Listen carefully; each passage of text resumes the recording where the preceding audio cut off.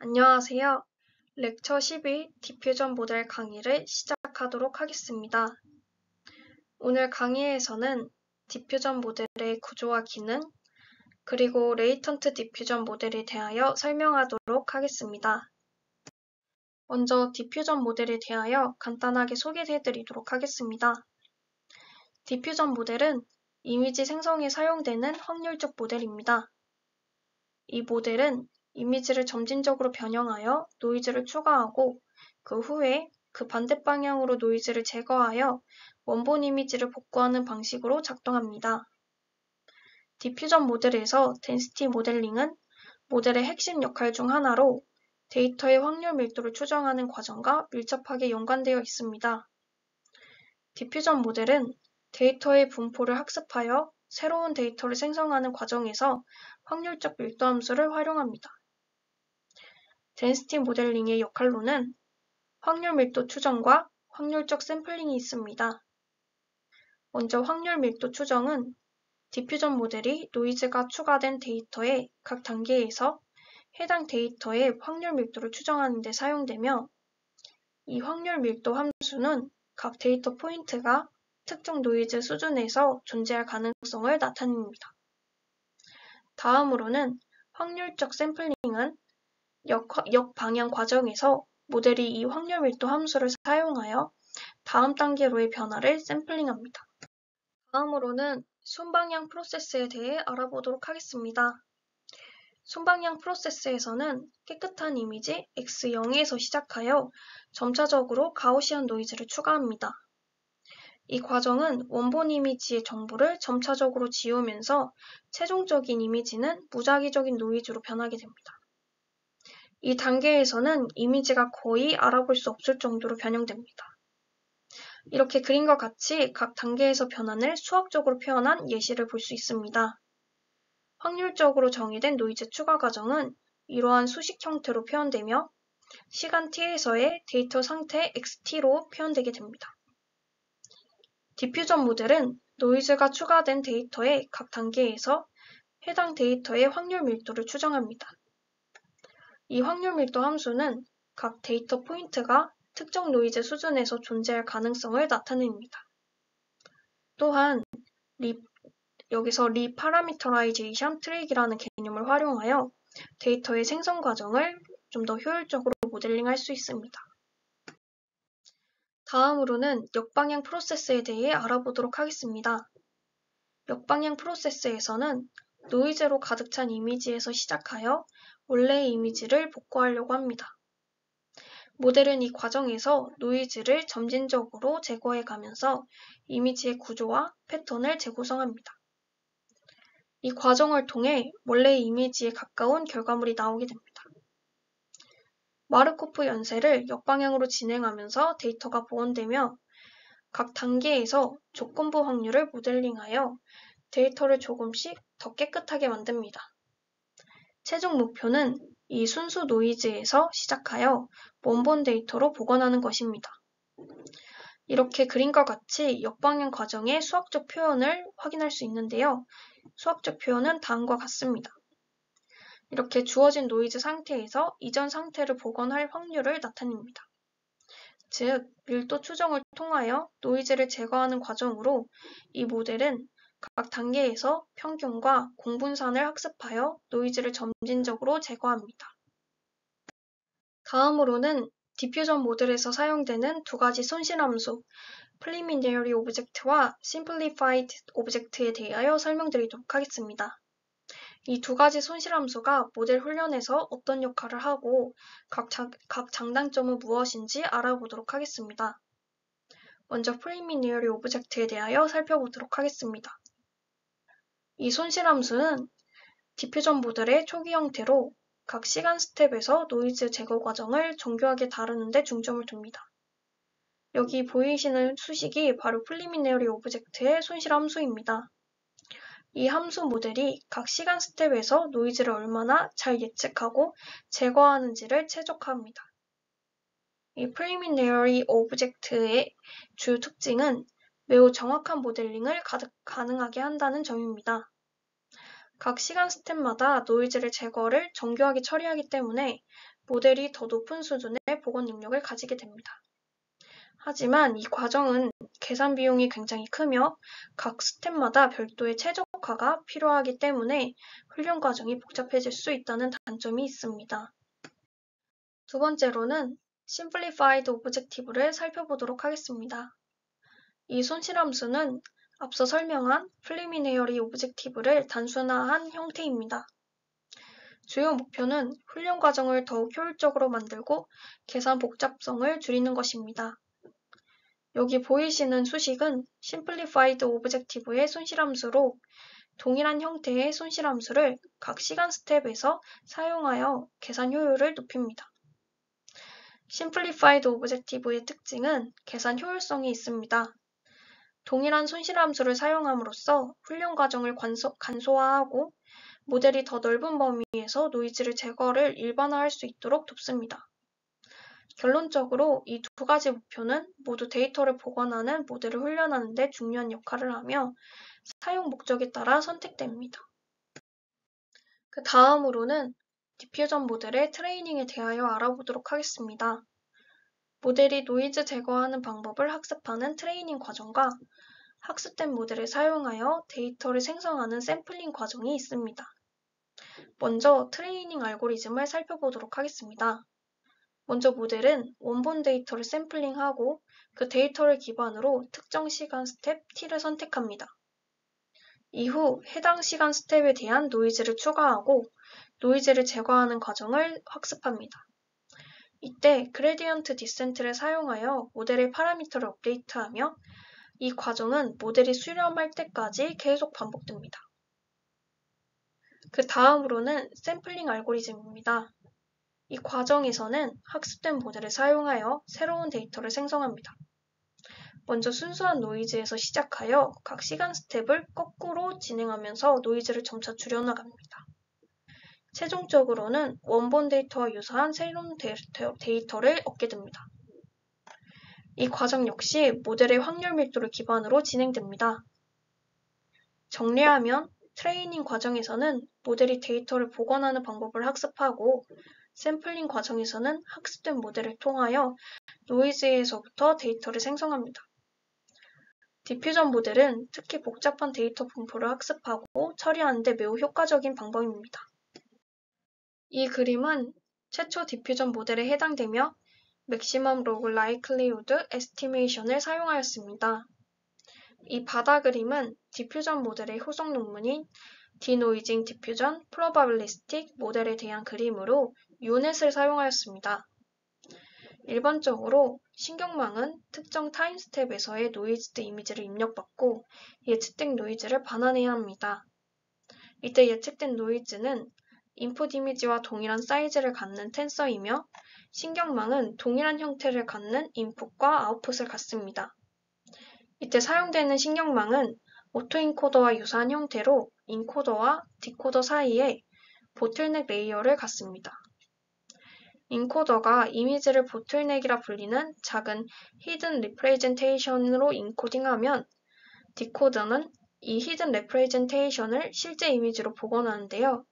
이 과정은 신경망이 보틀넥 레이어에서 가장 중요한 정보만 유지할 수 있도록 해줍니다. DDPM 저자가 사용한 유넷의 경우 일반적인 오토인코더와 같이 신경망의 가장 중요한 정보만 학습할 수 있도록 중간이 보틀넥으로 이루어져 있습니다. 그러나 인코더와 디코더 사이에 레지듀얼 커넥션을 도입하여 그레디언트 플로어를 효과적으로 향상시켰습니다. 이 그림과 같이 유넷 모델은 인풋을 다운 샘플링하고 그리고 업 샘플링하는 방식으로 진행됩니다. 다른 특징으로는 레즈넷 블럭과 컨브 넥스트 블럭을 사용했다는 점, 그리고 그룹놈과 스위시, 젤류를 사용했다는 점이 있습니다. DDPM 논문의 저자들은 리니얼 노이즈 스케줄이 고해상도 이미지에서는 잘 작동하지만 64x64 혹은 32x32 이미지에서는 아니라고 하였습니다. 리니어 스케줄의 경우 초기의 데이터가 노이즈로 빠르게 전환되기 때문에 모델이 리버스 프로세스를 학습하기 어려워집니다. 이 그래프에서 보여지는 것처럼 리니얼 스케줄은 0으로 빠르게 떨어지기 때문에 정보의 파괴가 필요한 정도보다 더 빠르게 됩니다. 반면 코사인 스케줄의 경우에는 프로세스 중간에서 이렇게 선형적인 감소를 보이며 양 극단에서는 급격한 변화가 일어나지 않기 때문에 리니얼 스케줄보다 더 느린 속도로 정보가 파괴되면서 이제 이 모델이 리버스 프로세스를 더 잘 학습할 수 있게끔 만들어줍니다. DPM 저자들은 고정된 코베리언스 매트릭스를 사용하는 것이 더 좋다고 하였습니다. 그렇다면 이 코베리언스 매트릭스란 무엇일까요? 코베리언스 매트릭스, 즉 공분산 행렬은 데이터의 구조를 설명해주며 피처 쌍들의 변동이 얼마만큼 함께 변하는지를 행렬로 나타낸 것입니다. 이러한 공분산 행렬은 이미지 품질 향상에는 크게 영향을 주지 않지만 로그 라이클리후드를 높이는 데는 도움이 됩니다. 로그 라이클리후드는 관측된 사건이 고정된 상태에서 확률 분포가 변화할 때의 확률을 표현하는 단어로 학습할 수 있었던 초기 분포량을 측정하는 척도로 사용됩니다. 로그 라이클리후드가 높다는 것은 초기 데이터 분포를 많이 학습하고 있어 초기 데이터에서 더 많은 이미지를 샘플링할 수 있음을 의미합니다. 다음으로는 클래시파이어 가디언스라는 별칭으로 불리는 디퓨전 모델 빗-겐 논문에 대하여 설명드리도록 하겠습니다. 먼저 디퓨전 트레이닝을 위하여 변화시킨 아키텍처에 대해 간단히 짚고 넘어가도록 하겠습니다. 클래시파이어 가디언스는 모델의 깊이와 너비 중 너비를 더 크게 만들었습니다. 깊이의 증가와 너비의 증가 모두 도움은 되지만 너비를 증가시키는 방안이 계산 비용 측면에서 깊이를 증가시키는 것보다 더욱 효율적입니다. 어텐션 헤드의 개수 또한 증가되었으며 업샘플링과 다음 샘플링을 위한 빗겐 레지듀얼 블럭이 도입되었습니다. 트레이닝과 리버스 프로세스가 진행될 때 타임 스택과 잠재적인 클래스 정보가 더 잘 통합되도록 아답티브 그룹 노멀라이제이션이라는 정교화 방식을 사용하였습니다. 클래시파이어 가디언스 이전에 다양한 디퓨전 모델이 발표되었는데요. 겐과 비교했을 때 이들의 공통적인 한계는 바로 컨디션을 반영할 수 없다는 것이었습니다. 따라서 기존의 모델을 가지고는 원하는 클래스의 이미지만 생성하기 힘들었는데 클래시파이어 가디언스는 클래스 정보를 컨디션으로 입력받아 해당 클래스의 이미지만 생성할 수 있는 모델을 제안하였습니다. 클래시파이어 가디언스는 사전 훈련된 Unconditional Diffusion 모델을 사용합니다. 샘플링 과정 중 노이즈된 이미지에 대해 훈련된 클래시파이어 모델의 그레디언트를 Unconditional Reverse 프로세스에 주입합니다. 클래시파이어 가디언스는 모델의 특정 클래스 라벨 조건을 적용하여 모델의 특정 종류의 이미지를 예측하도록 하는 것이기 때문에 생성 가능한 이미지의 종류가 감소하게 됩니다. 따라서 이미지의 다양성은 어느 정도 감소하되 겐보다 더 높은 성능을 갖게 됩니다. 그림은 타조와 홍학의 트레이닝 셋을 가지고 학습한 모델의 아웃풋입니다. 빗겐의 경우에는 생성된 이미지들이 비슷한 양상을 띠고 있는 반면 이 디퓨전의 경우에는 같은 홍학 그림이라 하더라도 홍학의 얼굴만 있는 그림, 홍학의 무리가 있는 그림, 혹은 홍학의 전체적인 모습이 있는 그림 등 다양한 아웃풋이 출력되는 것을 볼 수 있습니다. 빗겐의 경우에는 물고기를 들고 있는 사람들의 안면부가 정확하게 생성되지 않는 모습을 볼 수 있습니다. 그런데 디퓨전의 경우에는 확실히 겐보다 더 자세하게 묘사되어 있는 것을 확인할 수 있습니다. 이를 통해 디퓨전의 모델이 겐보다 더 다양하고 품질 좋은 이미지를 생성할 수 있다는 것을 확인할 수 있습니다. 즉, 겐보다 디퓨전 모델이 성능이 더 좋음을 알 수 있습니다.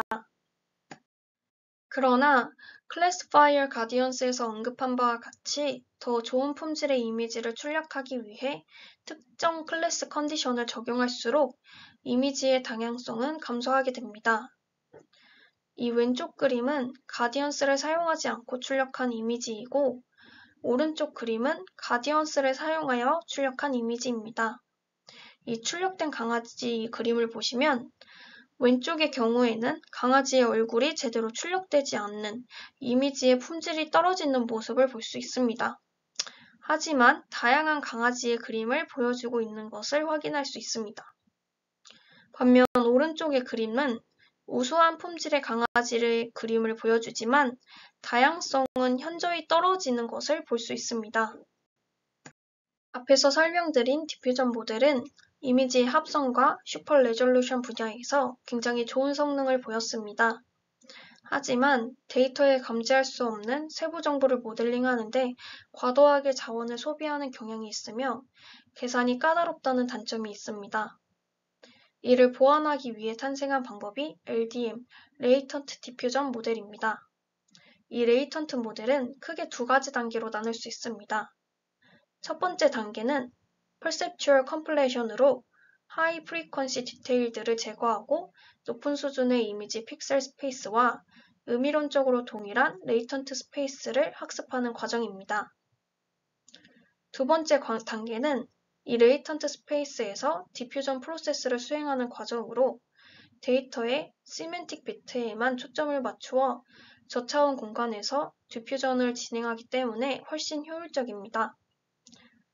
레이턴트 스페이스가 여러 생성 모델을 학습시키는 데 활용할 수 있으며 퍼셉추얼하게 관련 없는 디테일 퍼셉추얼 컴플레이션 그리고 시멘틱 컴플레이션을 무시하며 고해상도 이미지 학습에 대한 디퓨전 모델의 학습 계산량을 감소시킬 수 있는 장점이 있습니다. 다른 유형의 생성 모델과 마찬가지로 디퓨전 모델은 조건부 분포를 모델링할 수 있습니다. 이는 조건부 디노이징 오토인코더로 구현되며 입력을 통해 텍스트, 시멘틱 맵, 이미지 투 이미지 변환과 같은 합성 프로세스를 제어할 수 있습니다. 다양한 입력 양식의 어텐션 기반 모델을 학습하는 데 효과적인 크로스 어텐션 메커니즘으로 기본 유넷 백본을 보강하여 디퓨전 모델을 보다 유연한 조건부 이미지 제너레이터로 만들었습니다. 다양한 종류의 입력을 전처리하기 위해 입력을 중간 레프레젠테이션으로 보내는 도메인별 인코더를 도입하였습니다. 이후 크로스 어텐션 레이어를 통해 유넷의 중간 레이어에 매핑됩니다. 이미지와 컨디셔닝 쌍을 기반으로 조건부 레이턴트 디퓨전 모델을 학습시킵니다. 도메인별 인코더를 의미하는 타우 세타와 조건부 디노이징 오토 인코더를 의미하는 엡실론 세타는 동시에 최적화되는데요. 각 도메인별 기존 모델에 의해 타우 세타가 파라미터화 되기 때문에 이 컨디셔닝 메커니즘은 유연합니다. 왼쪽의 표는 비교한 LDM에 사용된 퍼스트 스테이지 모델의 하이퍼 파라미터 및 재구성 성능을 보여주며 이 우측의 그래프는 이미지넷으로 클래스 조건부 모델을 200만 스텝 학습시킬 때 스텝에 대한 샘플의 품질을 보여줍니다. 이를 통해 LDM1, LDM2와 같은 작은 다운샘플링 팩터는 학습을 느리게 하며 LDM32처럼 지나치게 큰 F값은 비교적 적은 스텝에서 샘플의 품질의 정체를 유발함을 알 수 있습니다. 위의 그림은 레이턴트 디퓨전을 사용한 텍스트 투 이미지의 결과이며 아래 그림은 레이아웃 투 이미지의 결과입니다. LDM은 픽셀 기반의 방식에 비해 요구되는 계산량은 크게 감소했지만 갬보다 느립니다. 또한 높은 정밀도가 필요할 때 LDM을 사용하는 것은 의문의 여지가 존재합니다. LDM4 오토인코딩 모델에서는 이미지의 품질이 손실이 매우 적지만 픽셀 스페이스에서 세밀한 정확도가 필요한 작업의 경우 재구성 기능이 병목될 수 있다는 한계가 존재합니다. 이렇게 디퓨전 모델에 대하여 자세히 알아보았습니다. 이상으로 강의를 마치도록 하겠습니다. 감사합니다.